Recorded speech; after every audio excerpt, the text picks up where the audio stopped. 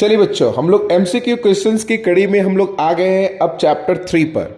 और चैप्टर 3 से जितने भी इंपॉर्टेंट एमसीक्यू क्वेश्चंस हो सकते हैं हम लोग उन सारे पे बातचीत करेंगे। तो आते हैं पहले नंबर क्वेश्चन पे। यदि रैखिक समीकरणों का एक युग्म संगत है तो निरूपित रेखाएं। तो बच्चों, संगत कब होती है? जब हमें समीकरण का हल मिलता है, चाहे वो अनेक हल हो या एक हल हो। तो समांतर के केस में हम लोगों को हल नहीं मिलेगा, लेकिन प्रतिच्छेदी या संपाती के केस में हम लोगों को हल मिलेगा। तो ये दोनों क्या है? युग्म संगत है। बाकी ये भी संगत है, ये भी संगत है, लेकिन इसका राइट आंसर कौन हो जाएगा? बी, जो दोनों के लिए। तो मोस्ट इंपॉर्टेंट आंसर कौन हो जाएगा इसका? बी। कुछ बच्चे डी पे भी आंसर लगा देते हैं, सी पे भी। तो बच्चे ध्यान देना कि जब भी आपको क्वेश्चंस मिले तो क्वेश्चंस को भी अच्छे से पढ़ना और उसके ऑप्शंस को भी अच्छे से पढ़ना। तो इस केस में बी आपका क्या हो जाएगा? राइट आंसर हो जाएगा। अगला क्वेश्चन है, दो रैखिक समीकरणों की आलेख समानांतर रेखाएं हैं तब समानांतर रेखाएं। तो समानांतर रेखाएं कब हैं? जब उनके कोई हल ना हो। यदि कोई हल नहीं होंगे तो वो उसका राइट आंसर होगा, यानी ए इज द राइट आंसर।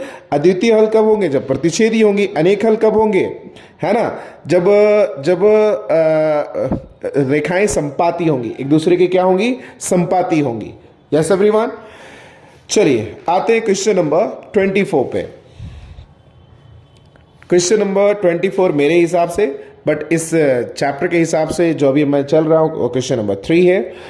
क्या है कि यदि एक समीकरण युग्म a1x b1y और c1, a1 1 कहने का मतलब क्या है कि ये पहले लाइन के लिए, और 2 अगर लिखा हुआ है तो ये दूसरे लाइन के लिए समीकरण है। मैं यदि a1 by a2 equal to b1 by b2 does not equal to c1 by c2 हो तो ये किस समीकरण का युग्म क्या होगा? मेरे प्यारे बच्चों ध्यान देना, अगर a1 बाई a2 इक्वल हो जाएगा b1 बाई b2 और डज नॉट इक्वल होगा c1 बाई c2 का, तो इस केस में यह होगा समांतर। यह क्या हो जाएगा? समांतर। अगर a1 by a2 does not equal होगा b1 बाई b2 का, तो इस केस में हो जाएगा वह प्रतिच्छेदी। और अगर तीनों ये अनुपात क्या हो जाए? बराबर हो जाए, a1 by a2 equal to b1 by b2 equal to c1 by c2, तो इस स्थिति में ये हो जाते हैं संपाती। जो दोनों रेखाएं हो जाती है उनका ग्राफीय निरूपण क्या होता है? संपाती। उम्मीद कर रहे समझ रहे हैं। तो इसका जो राइट आंसर होगा वो क्या हो जाएगा? समानांतर रेखाएं।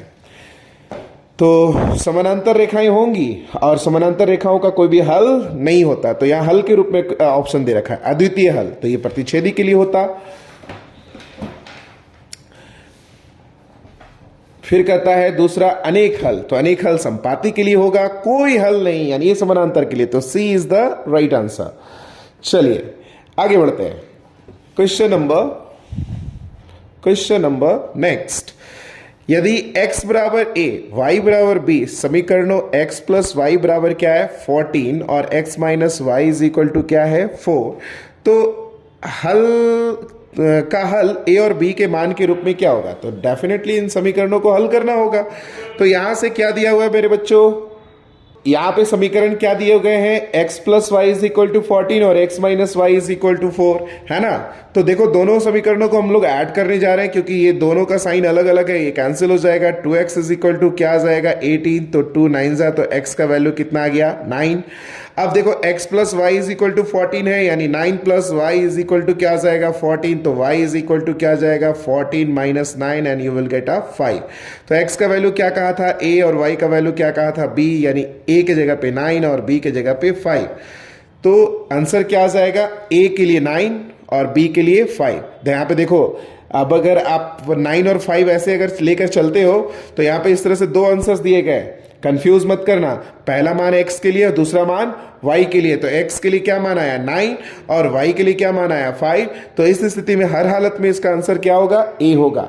a is the right. अगर आप b इसका आंसर लगा देते हो तो रॉन्ग हो जाओगे आप। चलिए नेक्स्ट क्वेश्चन पे बढ़ते हैं मेरे बच्चों। अब यहां पर इसी तरह से इक्वेशंस कुछ भी होंगे, आपको समीकरणों को हल करना आना होना चाहिए, है ना। आप इसके लिए मेथड सीख चुके हो, विलोपन विधि, प्रतिस्थापन विधि, वृज्जगुणन विधि, है ना। तो आप इन मेथड से इनको हल करके x और y का मान क्या कर सकते हो? ज्ञात कर सकते हो। चलिए अब आते हैं नेक्स्ट क्वेश्चन पे। तो नेक्स्ट क्वेश्चन क्या कहता है कि समीकरण निकाय x plus 2y is equal to 3 5x plus k y is equal to 15 के अनगिनत हल होने के लिए के का मान क्या होगा? तो अनगिनत हल कब होगा जो बच्चों? जब रेखाएं संपाती होंगी, यानी a1 by a2 equal to b1 by b2 equal to c1 by c2। तो देखिए थोड़ा सा इसको हम लोग शॉर्टकट तरीके से करेंगे, है ना। तो समीकरण क्या दिया हुआ है? x plus 2y is equal to 3। यहां पे a का वैल्यू कितना है? 1, b का वैल्यू कितना है? 2, c का वैल्यू कितना है? 3। 1 2 3, वेरी गुड। नेक्स्ट इक्वेशन क्या है? 5x plus k y is equal to 15। तो c प्लस में इधर आकर माइनस में, तो इसका वैल्यू यहां माइनस में हो जाएगा। अब यहां देखिए a1 की जगह पे a2 की जगह पे क्या है? 5, b2 की जगह पे क्या है? k, और c2 की जगह पे क्या है? माइनस 15। ये तीनों इक्वल हो जाएंगे, है ना बच्चों।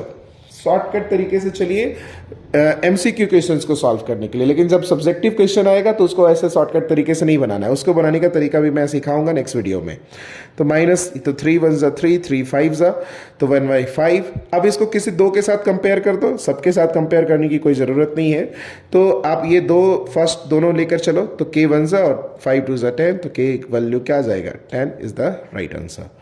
तो k का आंसर कौन हो जाएगा? B is the right answer. चलिए बढ़ते हैं क्वेश्चन नंबर 27 में। वह रैखिक समीकरण युग्म जिसका कोई हल नहीं होता है क्या कहलाता है? जिसका कोई हल नहीं होता है, तो अभी मैंने क्या बताया था? अगर हल होगा तो संगत और हल नहीं होगा तो असंगत। तो B is the right answer. ऐसे क्वेश्चंस पे आपको क्वेश्चन नहीं गंवाना है। कॉन्सेप्ट वाले क्वेश्चंस, कॉन्सेप्चुअल क्वेश्चंस को आपको एक बार पूरे कॉन्सेप्ट को अच्छे से समझना है मेरे प्यारे बच्चों, और मूव ऑन कर जाना है।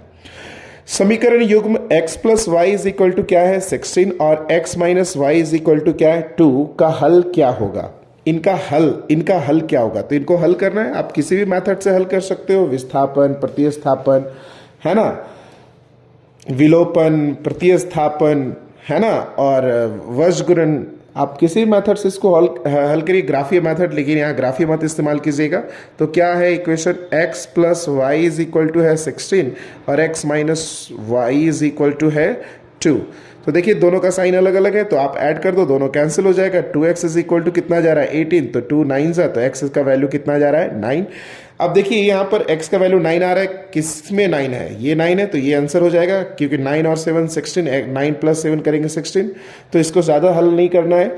देखिए कि कहाँ से मेरा आंसर आसानी से आ रहा है ना। 9 में से कितना घटाएंगे तो 2 आ जाएगा, तो 7 को माइनस करेंगे तो 2 आ जाएगा, यानी दोनों ये सेटिस्फाई कर रहे हैं इन दोनों इक्वेशंस में। तो this is my right answer. तो B is the right answer. तो बच्चों चैप्टर 3 से ये पॉसिबिलिटीज थे, ये इतने क्वेश्चंस की पॉसिबिलिटी थी, है ना। अब जितने भी क्वेश्चंस को मैंने बताया आप उसको एक बार फिर से उसका स्पीड बढ़ा करके देख लो, है ना। अब उसकी जगह पर उसके वैल्यूज चेंज हो सकते हैं, है ना। थैंक यू मेरे बच्चों।